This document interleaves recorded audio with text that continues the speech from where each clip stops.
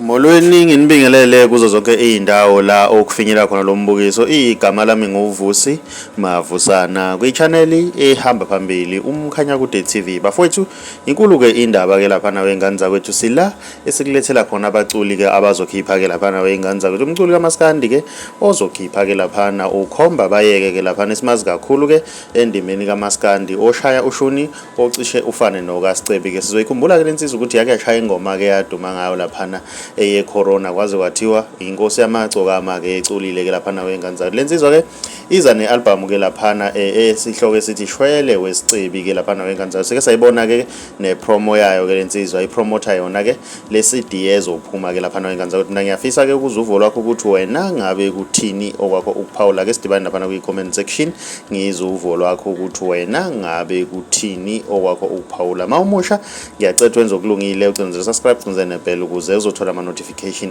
njalo mas poster i-video entsha. Si channel siyabonga.